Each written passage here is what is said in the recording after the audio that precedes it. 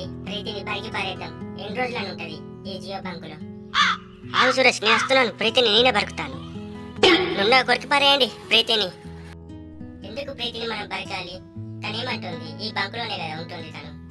అవును, తనకి ఈ బంక్ ఓనర్లు రకరకాల భోజనాలు పెడతారు, మనకు పెట్టలేదు కదా, అందుకే ప్రీతిని బరకాల్సి వస్తుంది. నాకు తిక్క రేగుతాంది. నేను ఆ ప్రీతిని ప్రేమిస్తున్నా, కానీ తనకి ఈ బంకు వదిలి రావట్లేదు.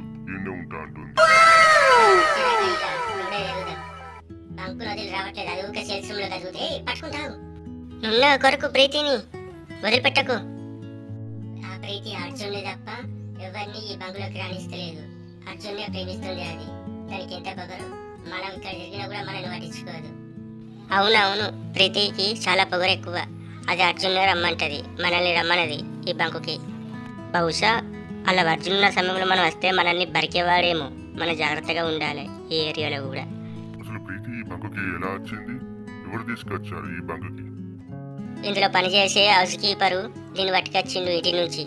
చిన్నప్పటి నుంచి అది ఈయన పెరుగుతుంది. దాన్ని ఎలాగైనా మనం బరికితే గానీ ఇక్కడ మనకి విలువ ఉండదు. పని అయిపోయింది ప్రీతి, బరుకుతాను నిన్ను. ఏమనుకున్నావు? పట్టుకుని దాన్ని రా బయటకు ప్రీతి, కొరుకుతాను నిన్ను. సేల్స్ రూమ్ లకు జాక్కున్నావా? చూసావా, మన దెబ్బకు ప్రీతివే సేల్స్ రూమ్ లో జాక్కుంది. ఎప్పుడు ఇక్కడనే ఉంటుందా ప్రీతి? వస్తుంది కదా, అప్పుడు చెప్తాం తన సంగతి. బంక్ వదిలేసి బయటికి రాని దాన్ని నున్నగా కొరికి పారేద్దాం. ఏమంటారు? అదైతే ఈ బంక్ వదిలి రాని నున్నగా కొరికేద్దాం. లేకపోతే ఒక్కతే ఈడ ఉంటుందా? మనల్ని ఈ బంకులోకి రాని కదా. దాని సంగతి చెప్పి ఇవాళ ఎట్లయినా బరుకుదాం. ఏమంటారు? సరే సరే, బరికేద్దాం.